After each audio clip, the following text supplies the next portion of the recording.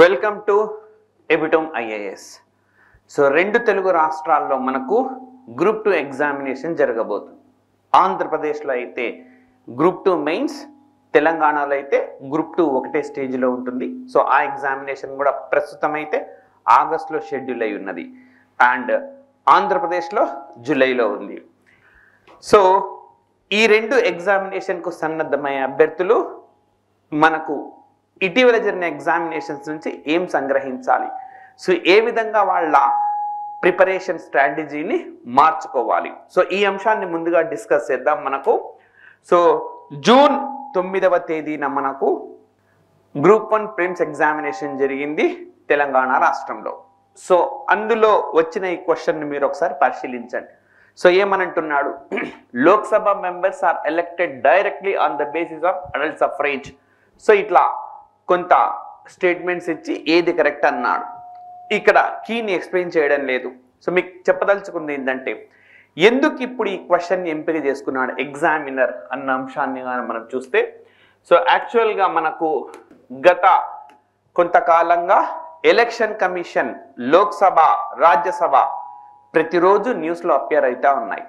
Like so March 16th నాడు మనకు code అనేది వచ్చింది. సో కోడ్, ఎలక్షన్ కోడ్ రాక మునుపు నుంచి కూడా ఎలక్షన్ కమిషన్ ఏదో ఒక రూపంలో వార్తల్లో ఉంటుంది. లోక్సభ ఎన్నిక పద్ధతి ఏంటి, రాజ్యసభ ఎన్నిక పద్ధతి ఏంటి, ఇవన్నీ కూడా మనకు వార్తల్లో ఉన్న నేపథ్యంలో అదే మనకు ఎగ్జామినేషన్లో క్వశ్చన్గా మారింది. అంటే ఎగ్జామినర్ కరెంట్ ఇష్యూకి కాన్స్టిట్యూషన్ రిలవెన్స్ అడుగుతూ ఉన్నాడు. అండ్ ఇక్కడ మీరు ఒకటి పరిశీలిస్తే, చాలా కాలంగా ఎగ్జామినేషన్ ప్రిపేర్ అవుతున్న అభ్యర్థులు మాత్రమే కాకుండా ఈ క్వశ్చన్కి సాధారణ ప్రజలు కూడా మనకు ఆన్సర్ చేస్తారు. పోయి అడగండి ఎవరినన్నా ఎవరు గ్రూప్ 1 గ్రూప్ 2 కాకుండా సివిల్స్ కాకుండా కామన్ మ్యాన్ అడగండి, లోక్సభకు ఎంపీలు ఎట్లా ఎన్నికవుతారు కదా, మనమే ఓటేస్తాం కదా అంటాడు. అదే ఇచ్చాడు, Lok Sabha members are elected directly on the basis of adult suffrage. వయోజన ఓటు పద్ధతి ప్రకారము ప్రజలే ఎన్నుకుంటారు. ఎగ్జాక్ట్గా ఈ వర్డ్స్ వాడకపోయినా మనమే కదా ఎన్నుకునేది. రాజ్యసభ సభ్యులని ఎమ్మెల్యేలు కదా ఎన్నుకునేది. సాధారణ పర్సన్కి కూడా తెలుసు. సో ఎందుకు చెప్తున్నానంటే, మనకు గ్రూప్ 1 ప్రిలిమ్స్ అనేది జనరల్ స్టడీస్ పేపర్. అది తెలంగాణ కావచ్చు, ఆంధ్రప్రదేశ్ కావచ్చు, very much general in nature. So అది రిఫ్లెక్ట్ అయింది. కాకపోతే గ్రూప్ 2 ఎగ్జామినేషన్లో తెలంగాణలో మనకు పాలిటీ అనేది 50 మార్కులకు ఉన్నది, సొసైటీ ఉన్నది, ఎకానమీ ఉన్నది. ఆంధ్రప్రదేశ్లో గ్రూప్ 2 పాలిటీ వచ్చే 75 మార్క్స్ ఉన్నట్టున్నది ఒక్కొక్క టాపిక్ అనమాట, ఎకానమీ కావచ్చు. సో ఇప్పుడు గ్రూప్ 2 ఎగ్జామినేషన్స్ జరగబోతున్నది. ఈ గ్రూప్ 2 ఎగ్జామినేషన్లో డెప్త్గా వెళ్ళే అవకాశం ఉంటుంది. కరెంట్ ఇష్యూకి డెప్త్ ఇన్ఫర్మేషన్ ఎగ్జామినర్ కోరే అవకాశం ఉంది. సో కాబట్టి ఆస్పిరెంట్స్ బేసిక్ టాపిక్స్ ప్రిపేర్ కావడంతో పాటు కరెంట్ ఇష్యూకి రిలవెంట్ ఉన్న అంశాలన్నింటినీ కూడా చాలా డెప్త్గా వెళ్ళాల్సి ఉంటుంది. సో ఈ ఉద్దేశంతో మరి ఇప్పుడు కరెంట్ ఇష్యూ ఈరోజు ఒకటి జరిగింది అనుకోండి, దాన్ని డెప్త్గా ఎంతవరకు వెళ్ళగలుగుతాం, మనం వెళ్ళలేం. అంటే టైం అనేది ఉండదు. సో అందుకే ఎపిటోమ్ ఐఏఎస్ మీకు ఆ అవకాశాన్ని అందిస్తుంది. సో అసలు ఆ ఆపర్చునిటీ ఏంటి, అదేంటి తెలుసుకునే ముందు మనం కొంచెం సబ్జెక్ట్ని డిస్కస్ చేద్దాం. సో ఇది సేమ్ జూన్ 9న జరిగిన మరొక ఎగ్జామినేషన్కు సంబంధించింది క్వశ్చన్. ఇది జల్ జీవన్ మిషన్ గురించి. సో అది ఎప్పుడు ప్రారంభించినారో, దాని లక్ష్యం ఏంటి, ఎంత పర్సెంటేజ్, డీటెయిల్గా అడిగారు. ఎందుకు ఇప్పుడు ఈ క్వశ్చన్ సడన్గా అపియర్ అయింది అని అంటే, జస్ట్ ఒక 1 month బ్యాక్ నుంచి ఇది పేపర్లో, ఈ జల్ జీవన్ మిషన్ పేపర్లో రావడం ప్రారంభించింది. కారణం ఏంటి అంటే, ఈశాన్య రాష్ట్రాల్లో ఒకటైన Arunachal Pradesh, it is the first Indian north eastern state to achieve 100% Har Ghar Jal. అంటే ప్రతి ఇంటికి కుళాయిల ద్వారా నీటిని అందించే మొట్టమొదటి ఈశాన్య రాష్ట్రంగా మనము అరుణాచల్ ప్రదేశ్ను గుర్తించినారు. సో అప్పటి నుంచి ఈ పథకానికి సంబంధించిన అంశాలు వార్తల్లో వస్తున్నాయి. ఇది మనకి ఎగ్జామినేషన్లో రిఫ్లెక్ట్ అయింది, రైట్? అంటే అది పథకం కావచ్చు, ఎకానమీ ఇష్యూ కావచ్చు, లేదా పొలిటికల్ ఇష్యూ కావచ్చు, లేదా సొసైటీ కావచ్చు, ఏ అంశమైనా సరే దానికి సంబంధించిన కన్సర్న్ సబ్జెక్ట్ని డెప్త్గా ఎగ్జామినర్ అడుగుతున్నాడు. సో ఇప్పుడు మనం ఒక ఎగ్జాంపుల్ తీసుకొని చూద్దాము. మనకు క్యాబినెట్ ఫామ్ అయింది. సో 18వ లోక్సభకు ఎన్నికలు జరిగినాయి. 18వ లోక్సభలో బీజేపీ అతిపెద్ద పార్టీగా అవతరించింది. ఏ పార్టీకి పూర్తిగా స్పష్టమైన మెజారిటీ రాలేదు. కాకపోతే కోయాలిషన్ అంటే బీజేపీ తన మిత్ర పక్షాలతో కలిసి ప్రభుత్వాన్ని ఏర్పాటు చేయగలిగింది. రైట్. సో రాష్ట్రపతికి ఏమైనా అనుమానం ఉంటే మెజారిటీ నిరూపించుకోండి అని చెప్పి అడగవచ్చు. కానీ ఇప్పుడు ఆ పరిస్థితి తలెత్తలేదు. సో ఇక్కడ చూడండి, మనకు ఈ క్వశ్చన్ నుంచి ఏం అడగవచ్చు. So first of all article 74 గురించి, అంటే కరెంట్ ఇష్యూస్ అయినప్పుడు కూడా మనం ఇది చదువుకోవాల్సి ఉంటుంది.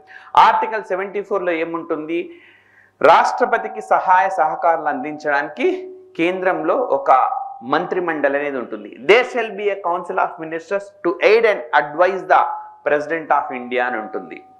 రైట్. సో ఇక్కడితో దీన్ని చదవకుండా మరొక చిన్న అంశాన్ని కూడా అప్డేట్ చేసుకుందాం మనం. మనకు సిక్కింలో కొత్తగా రాష్ట్ర ప్రభుత్వం ఏర్పడింది, ఒరిస్సాలో కొత్తగా రాష్ట్ర ప్రభుత్వం ఏర్పడింది, ఆంధ్రప్రదేశ్లో కూడా కొత్తగా రాష్ట్ర ప్రభుత్వం ఏర్పడింది. రైట్. జస్ట్ ఈ 74కి 89 కలిపినామనుకోండి. ఓకే, 89 కలిపితే 163 వస్తుంది. సేమ్ 163 ఆర్టికల్లో ఇదే అంశం ఉంటుంది. ఏమని, there shall be a council of ministers to aid and advise governor of a state. అంటే ఒక రాష్ట్రంలో ఆ గవర్నర్ కి సహాయ సహకారాలు అందించడానికి, సలహాలు ఇవ్వడానికి మంత్రి మండలి ఉంటుంది అని చెప్తున్నారు. సో ఈ రెండు ఆర్టికల్స్ మనకు ఇప్పుడు వార్తల్లో ఉన్నాయి. సో ఈ ఆర్టికల్ గురించిన అంశాలు మనకు ఎగ్జామినేషన్లో రావచ్చు. అంటే రెగ్యులర్ సబ్జెక్ట్లో భాగంగా నేర్చుకోవడంతో పాటు వీటిని మరింత స్ట్రెస్ చేస్తాం. అదేవిధంగా ఆర్టికల్ 75 మనం తీసుకున్నాం అనుకోండి. ఆర్టికల్ 75లో ఏమంటాడు, president of India appoints prime minister and on the advice of prime minister other ministers. అంటే భారత రాష్ట్రపతి భారత ప్రధానిని నియమిస్తారు అండ్ ఇతర సభ్యులను ప్రధానమంత్రి సూచన మేరకు నియమిస్తారని ఉంటుంది. సో ఇక్కడ మీరు ఇప్పుడు సాధారణ వ్యక్తులను కానీ ఈవెన్ ప్రిపరేషన్లో ఉండే వాళ్ళని కూడా అడగండి ఒక్కసారి. భారతదేశంలో ప్రధానమంత్రి, prime minister of India is indirectly elected, directly elected, appointed, none of the above అన్నారు అనుకోండి. 100కు 99% మంది ఇండైరెక్ట్లీ ఎలక్టెడ్ అని చెప్పి ఆన్సర్ ఇస్తారు చాలా మంది. సో ప్రధానమంత్రి మనకు నియామకం అవుతారు. ఆర్టికల్ 75లో క్లియర్గా మనకి విషయం ఉంటుంది, భారత రాష్ట్రపతిని నియమిస్తారు. అయితే భారత రాష్ట్రపతి ఇష్టం వచ్చినట్టుగా కాకుండా కండిషన్స్ అనేవి అప్లై అవుతాయి. లోక్సభలో మెజారిటీ ఉన్న నాయకుడిని మాత్రమే వారు నియమిస్తారు. సో లోక్సభలో ఎవరికి మెజారిటీ లేనప్పుడు మాత్రం రాష్ట్రపతికి ఆయనకు డిస్క్రిషనరీ పవర్ ఉంటుంది. రైట్. సో డిస్క్రిషనరీ పవర్ అంటే విచక్షణ అధికారం ఉంటుంది. సో అది మనకు ఆర్టికల్ 111లో స్పష్టంగా పేర్కొన్నారు. సో ఈ విధంగా మరి ఎగ్జాక్ట్గా 75, ఈ 75కి మనం 89 యాడ్ చేస్తే 164 వస్తుంది. ఈ ఆర్టికల్ 164లో ఇదే అంశం ఉంటుంది. రైట్. సో ఒక రాష్ట్రంలో ముఖ్యమంత్రిని ఆ రాష్ట్ర గవర్నర్ నియమిస్తారు. ఆ ముఖ్యమంత్రి సలహాలు సూచనల మేరకు ఇతర మంత్రులను నియమిస్తారు. సో ఈరోజు జూన్ 12వ తేదీన ఆంధ్రప్రదేశ్ ముఖ్యమంత్రిగా చంద్రబాబు నాయుడు ప్రమాణ స్వీకారం చేసినారు. ఆయన సూచన మేరకే ఇతర మంత్రులను గవర్నర్ అపాయింట్ చేశారు. రేపో మాపో ఒరిస్సాలో కొత్త ప్రభుత్వం కొలువుదీరబోతున్నది. సిక్కింలో కొత్త ప్రభుత్వం ఆల్రెడీ అధికారంలోకి వచ్చేసింది. సో ఈ విధంగా మనకు ఈ అంశాలన్నీ ఇప్పుడు రిలవెంట్గా ఉన్నాయి. సో చాలా మంది ఆస్పిరెంట్స్ 74 ఆర్టికల్ నేర్చుకొని 75 నేర్చుకొని మళ్ళీ 76 నేర్చుకొని అలా కాదు. నేర్చుకోవాల్సిన పద్ధతి ఏంటంటే when you are learning article 74, so సైమల్టేనియస్గా ఆర్టికల్ 163 నేర్చుకోవాలి. 70 అంటే బర్డెన్ అనేది మీకు తగ్గిపోతుంది. ఎట్ ద సేమ్ టైం మనకు రాబోయే క్వశ్చన్ ఏంటి, ఆర్టికల్ 74 ఏంటి, ఆర్టికల్ 75 ఏంటి అని నేరుగా కాదు.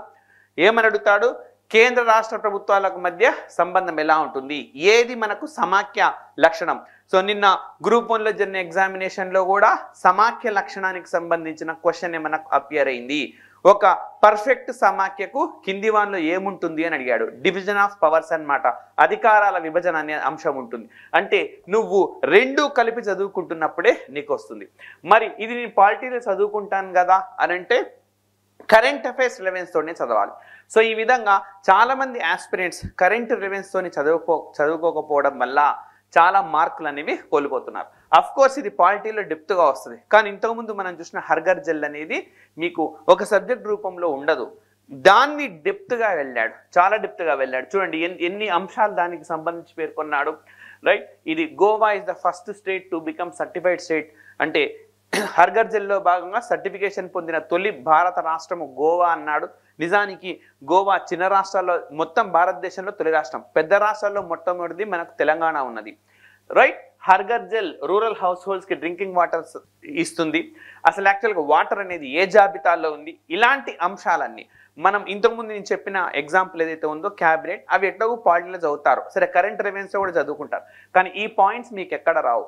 సో ఎప్పుడైతే మీరు డెప్త్గా కరెంట్ అఫైర్స్ ప్రిపేర్ అవుతారో అప్పుడు మాత్రమే ఆన్సర్ చేయగలుగుతారు. సో ఈ ఉద్దేశంతో ఎపిటోమ్ ఐఏఎస్ ఈ తరహా కోర్సును ఒకదాన్ని మీకు యాప్లో అందుబాటులోకి తెస్తుంది. అది పాలిటీ ఇష్యూ కావచ్చు, డెప్త్గా పాలిటీకి వెళ్ళడం, ఎకానమీ ఇష్యూ కావచ్చు, డెప్త్గా ఎకానమీ, సైన్స్ అండ్ టెక్నాలజీ డెప్త్గా, సొసైటీకి సంబంధించింది దాన్ని డెప్త్గా వెళ్ళడం, ఇలా డెప్త్గా వెళ్తూ మీకు కరెంట్ అఫైర్స్ని అందించబోతున్నది. రైట్, సో ఈ అంశానికి సంబంధించి ఇంకా మనం ఇష్యూస్ని ఓకే చూద్దాము. లైక్ ఫర్ ఎగ్జాంపుల్ ఇప్పుడు మంత్రుల కేటాయింపు అనేది ఎవరి విచక్షణ అధికారం, ఓకే ప్రధానిది. సో ఈ విధంగా మనకు గతంలో ఉన్న కీలకమైన శాఖల్లోనే ఇప్పుడు కూడా కీలకమైన వ్యక్తులు, లైక్ హోమ్ మినిస్ట్రీ మారలేదు, ఓకే.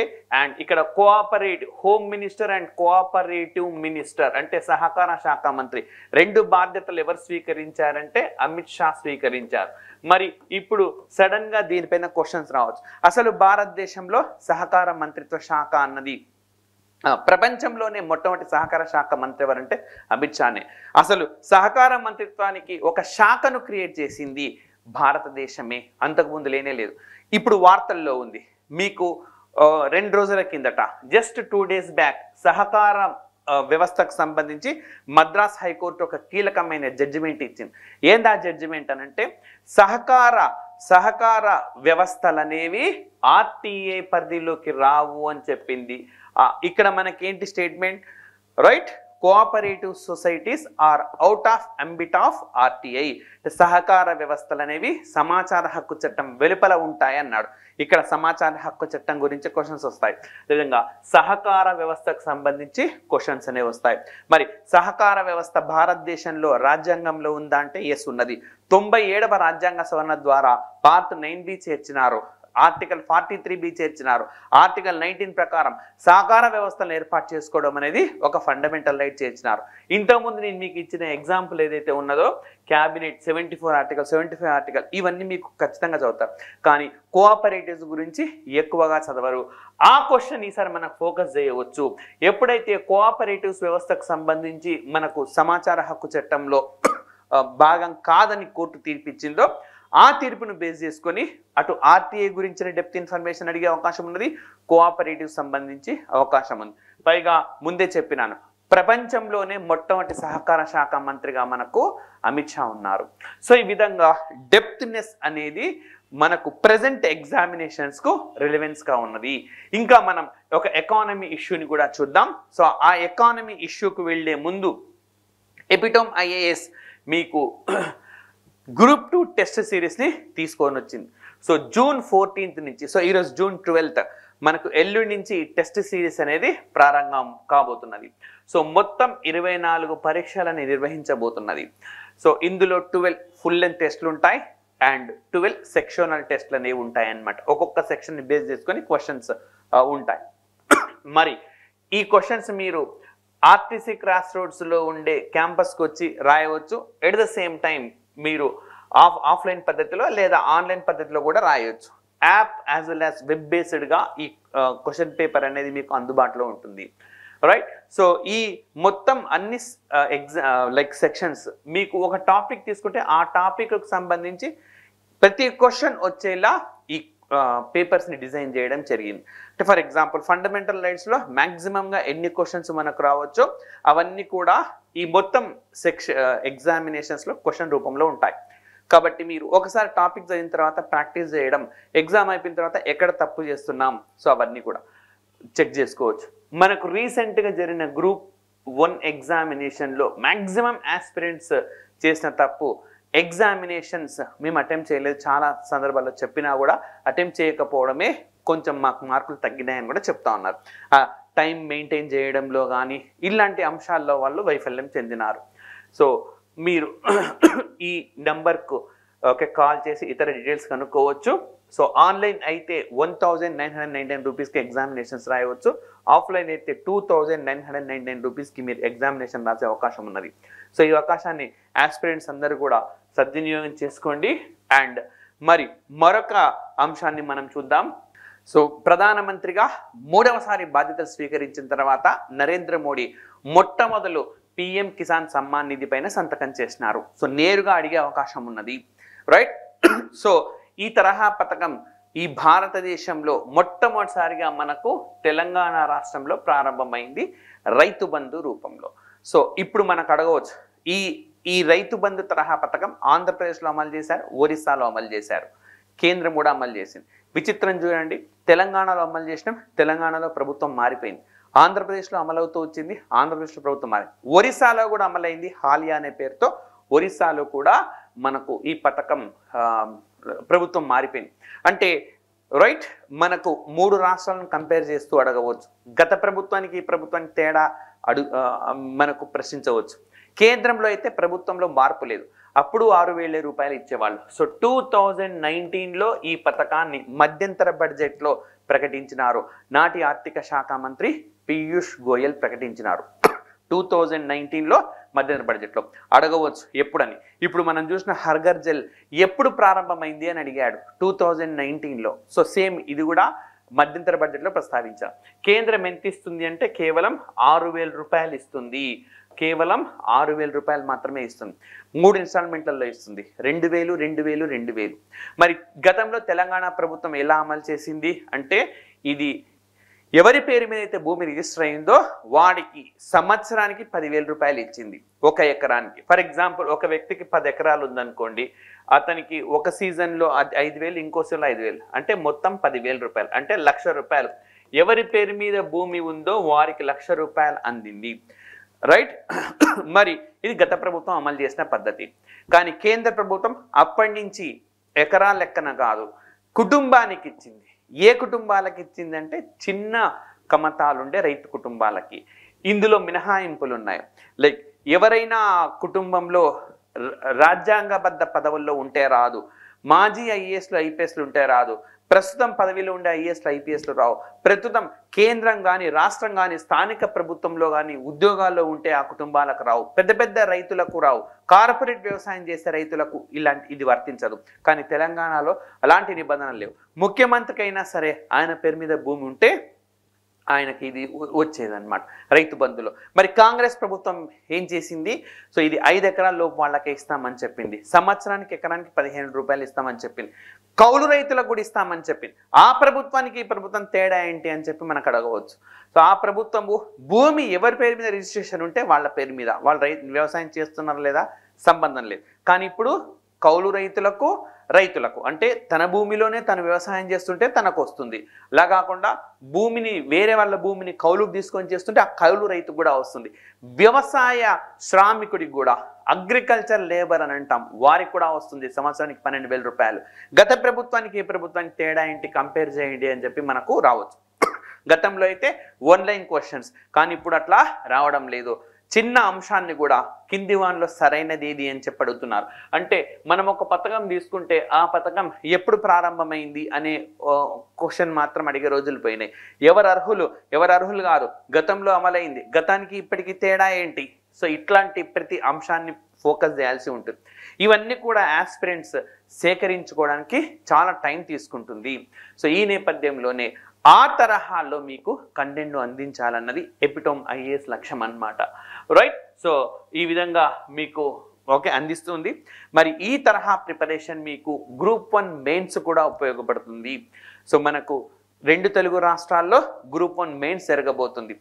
ఈ తరహాలో మనం కరెంట్ ఇష్యూస్ ప్రిపేర్ కాగలిగితే మీరు దీన్ని ఎస్ఏలో వినియోగించుకోవచ్చు, లేదా రిలవెంట్ సబ్జెక్ట్లో ఇప్పుడు నేను చెప్పినాను భారతదేశంలో వ్యవసాయ రంగంలో సవాళ్ళు ఏంటి అన్న దగ్గర మీరు వినియోగించుకోవచ్చు.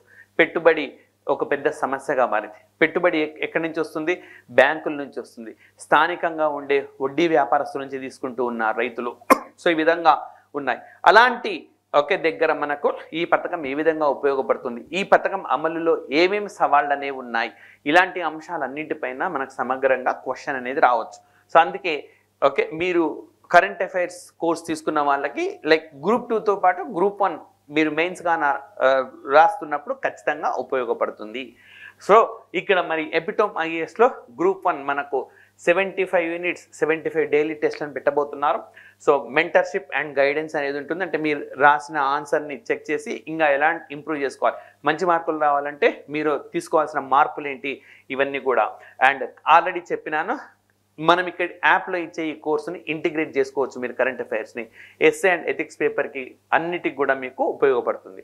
మరి గ్రూప్ 1 మెయిన్స్ టెస్ట్ సిరీస్ మనకు 22 జూన్ నుంచి ప్రారంభం కాబోతున్నది, రైట్. సో ఇక్కడ ఇంకొక అంశాన్ని చూద్దాం. మరి మూడోసారి ప్రధానమంత్రిగా బాధ్యతలు స్వీకరించిన తర్వాత నరేంద్ర మోడీ మొట్టమొదలుగా దేనిపైన సంతకం చేశారంటే పిఎం కిసాన్ నిధి. మరి తొలి క్యాబినెట్ ఏమి నిర్ణయించింది అని అంటే ప్రధానమంత్రి తొలి క్యాబినెట్ అంటే తొలి క్యాబినెట్ సమావేశం. ఓకే మోడీ 3.0లో తొలి క్యాబినెట్ సమావేశం ప్రధానమంత్రి ఆవాస్ యోజన పథకాన్ని మరొకసారి తెరపైకి తెచ్చింది. సో మరి గ్రామీణ ప్రాంతాల్లో మరొక 3 కోట్ల ఇళ్లను నిర్మించడం కోసం ఒక బృహత్తర కార్యక్రమాన్ని చేపట్టిందని చెప్పాలన్నమాట, రైట్. సో మనకు 1962 తర్వాత ఒక ప్రభుత్వం మూడోసారి కొలువు తీయడం ఇదే మొదటిసారిగా. సో 1952 ఎలక్షన్స్లో నెహ్రూ నేతృత్వంలో నాటి కాంగ్రెస్ గెలిచింది, 57లో గెలిచింది, 62లో గెలిచింది, 62లో మళ్ళీ ఆయన ప్రధానమంత్రి అయినారు నెహ్రూ. సేమ్ అదే విధంగా నరేంద్ర మోడీ నేతృత్వంలో 2014లో గెలిచారు, 19లో గెలిచారు, 24లో కూడా గెలిచారు. వరుసగా మూడోసారి బాధ్యతలు స్వీకరించినారు. నెహ్రూ తర్వాత ఆ రికార్డును దక్కించుకున్నారు. నెహ్రూ రికార్డును సమం చేసింది నరేంద్ర మోడీ, రైట్. నరేంద్ర మోడీ ప్రభుత్వం. మరి ఇక్కడ ప్రధానమంత్రి ఆవాస్ యోజన ఈ పథకం మనకి ఎప్పుడు స్టార్ట్ అయింది 2015లో. ఇప్పుడు ఇది మనకు వార్తల్లోకి వచ్చింది కాబట్టి ఎప్పుడు ప్రారంభమైంది తెలుసుకోవాలి. అర్బన్ రూరల్ రెండు ఉన్నాయి, పట్టణ ప్రాంతాలకు గ్రామీణ ప్రాంతాలకు, రెండు ప్రాంతాలకు కూడా ఈ పథకం. మరి ఈ పథకం లక్ష్యం ఏంటి అంటే హౌసింగ్ ఫర్ ఆల్, అందరికీ ఇళ్ళు అందించడం. ఎప్పటి వరకు 2022 మరి అయిపోయింది కదా అంటే ఇది ప్రారంభించినప్పుడు 2022 భవిష్యత్తు, ఇప్పుడైతే 2022 గతమే మనకు. కాకపోతే ఈ లక్ష్యం చేరుకోలేదు. చేరుకోకపోవడానికి కారణం one of the reasons is corona. అన్నిటికీ అదే కారణం కాదు, పాలసీ పారాలసిస్ ఉన్నది, రాష్ట్ర ప్రభుత్వాల సహకారం ఇవన్నీ కూడా ఉంటాయి ఎట్లయినా. సో ఎట్లయితేనేం ఇప్పుడు అదనంగా మరో 3 కోట్లు. సో ఇక్కడ చాలా కీలకమైన పాయింట్ చెప్పబోతున్నాను చూడండి. It is a centrally sponsored scheme. రేపు రాబోయే ఎగ్జామినేషన్లో దీన్ని ఫోకస్ చేయొచ్చు. ప్రధానమంత్రి ఆవాస్ యోజన అనేది సెంట్రల్లీ స్పాన్సర్డ్ స్కీమ్ అంటే కేంద్ర ప్రాయోజిత పథకము అని అర్థం. ఇది కేంద్ర పథకమా, కేంద్ర ప్రాయోజిత పథకమా, రాష్ట్ర ప్రభుత్వం అమలు చేసే పథకమా అట్లా ఇస్తాడు. ప్రతి దానికి మనకు ఒక మీనింగ్ ఉన్నది. మరి సెంట్రల్ స్పాన్సర్డ్ స్కీమ్ అంటే ఏంటి? మొత్తం కేంద్రమే భరిస్తుందా ఖర్చు అంటే కాదు. కేంద్రము 60% భరిస్తుంది, రాష్ట్రము 40% భరిస్తుంది, రైట్. అదే మనకు ఏదైనా ప్రత్యేక హోదా ఉన్న రాష్ట్రం అయితే అక్కడ కేంద్రము 90% భరిస్తుంది, ఆ రాష్ట్రము 10% భరిస్తుంది. మరి ప్రత్యేక హోదా అన్న వార్తల్లోకి ఇప్పుడు పెద్ద ఎత్తున వచ్చింది. సో ఎందుకనంటే ప్రస్తుతము కేంద్రంలో అధికారంలో ఉన్న నరేంద్ర మోడీ ప్రభుత్వము ఆంధ్రప్రదేశ్లో తెలుగుదేశం పార్టీ మద్దతుతో కొనసాగుతుంది, ఒరిస్సాలోని నితీష్ కుమార్ పార్టీ మద్దతుతో కొనసాగుతూ ఉన్నది. మరి వీళ్ళిద్దరు ఎప్పటి నుంచో డిమాండ్ చేస్తున్నారు. ఆంధ్రప్రదేశ్ అయితే ఇది విభజన చట్టంలో కూడా పేర్కొన్నారు. కాబట్టి ప్రత్యేక హోదా ఎవరికి ఇస్తారో, ఎలాంటి లక్షణాలు ఉండాలి, ప్రత్యేక హోదా వస్తే అడ్వాంటేజెస్ ఏంటి, క్లియర్గా ఒక అడ్వాంటేజ్ చెప్పిన నేను మీకు. ప్రత్యేక హోదా వస్తే కేంద్ర ప్రాయోజిత పథకాలలో కేంద్రం 90% భరిస్తే రాష్ట్రం 10% భరిస్తుంది. అంతేకాదు ప్రత్యేక హోదా ఉంటే కార్పొరేట్ పన్నులో రాయితీ ఉంటుంది. సో కార్పొరేట్ పన్ను ఎవరు కడతారు? కార్పొరేట్ కంపెనీలు లాభం పైన కడతాయి. అంటే ఆంధ్రప్రదేశ్కి ప్రత్యేక హోదా వస్తే అక్కడ కార్పొరేట్ కంపెనీస్ ఓపెన్ చేస్తే కార్పొరేట్ పన్ను రాయితీ ఉంటుంది. కాబట్టి పారిశ్రామికంగా రాష్ట్రం అభివృద్ధి చెందుతుంది. ఇలా చాలా ప్రయోజనాలు, బహుళ ప్రయోజనాలనే ఉంటాయి. ఇప్పుడు ఈ అంశం వార్తల్లోకి వచ్చింది కాబట్టి మనకు ఫోకస్ చేస్తాడు. దీనివల్ల అడ్వాంటేజెస్ ఏంటి, ఇవన్నీ కూడా మనకు చదవాల్సి, జస్ట్ కాంప్రహెన్సివ్గా మనకు అడుగుతారనమాట, పైన కాకుండా, రైట్. సో కేంద్ర రాష్ట్ర ప్రభుత్వాలు ఈ విధంగా సెంట్రల్ స్పాన్సర్ స్కీమ్ అనేది ఒక పెద్ద మనకు ఇష్యూ. మరి అదేవిధంగా ఈ రూరల్ అర్బన్ ఈ రెండు కూడా ఈ సంవత్సరం 2024 ఫిబ్రవరిలో మనకు మధ్యంతర బడ్జెట్, ఇంటరిమ్ బడ్జెట్ ప్రవేశపెట్టారు కదా. 80,671 crore అనమాట. సో 80,671 కోట్లు కేటాయించారు ఈ సంవత్సరం బడ్జెట్లో. అది మధ్యంతర బడ్జెట్లో ఫుల్ మిగతా 9 months budget. So interim budget తర్వాత ఇప్పుడు జూలైలో మనకు మిగతా 9 మంత్స్ బడ్జెట్ రాబోతున్నది. అక్కడ ఎంత కేటాయిస్తారో చూడాలి. ప్రాబబ్లీ ఇంతే అమౌంట్ ఉంటుంది. సో అది పెద్దగా మారదు. ఓకే, సో ఇది ఆల్రెడీ చెప్పినాను మీకు. మామూలు రాష్ట్రం అయితే 60:40, ప్రత్యేక హోదా ఉన్నది 90:10 రేషియోలో మనం పట్టుకోవాలి. అయితే కేంద్ర పాలిత ప్రాంతాల్లో మాత్రం 100% మొత్తం ఖర్చుని కేంద్రమే భరిస్తుంది. సో అడగవచ్చు అనమాట రేపు, కింది వాటిలో సరైనవేవి అని చెప్పి. ఈ ప్రధానమంత్రి ఆవాస్ యోజన అనేది central sponsored scheme, central scheme. కేంద్ర ప్రాయోజిత పథకం వేరు, కేంద్ర పథకం వేరు. కేంద్ర పథకం అంటే కేంద్రమే భరిస్తుంది ఖర్చు, రైట్. అండ్ అదేవిధంగా ఈ లైక్ ప్రత్యేక హోదా ఉన్న రాష్ట్రాల్లో పూర్తిగా కేంద్రమే భరిస్తుంది, కేంద్ర పాలిత ప్రాంతాల్లో పూర్తిగా కేంద్రమే భరిస్తుంది. ఏది సరైంది అంటారు. సో గుర్తుపెట్టుకోవాలి. మామూలు రాష్ట్రాలకైతే 60% ఇస్తుంది కేంద్రం, ప్రత్యేక హోదా ఉంటే 90% ఇస్తుంది, కేంద్ర పాలిత ప్రాంతాలకైతే 100% తనే భరిస్తుంది. సో ఈ ఫీచర్స్ పైన మనకు క్వశ్చన్స్ ఉంటాయి. అంటే మీరు కరెంట్ అఫైర్స్ కూడా ఇంత డెప్త్గా లోతుగా ప్రిపేర్ కావాల్సి ఉంటుంది. సో ఎపిటోమ్ ఐఏఎస్ మీకు ప్రతి వీక్ కరెంట్ అఫైర్స్ ఇష్యూస్ ఇంతే సమగ్రంగా మీకు అందిస్తుంది, రైట్. సో ఇది ఈరోజు సంబంధించింది. మళ్ళీ నెక్స్ట్ సెషన్లో కలుద్దాం. Thank you very much.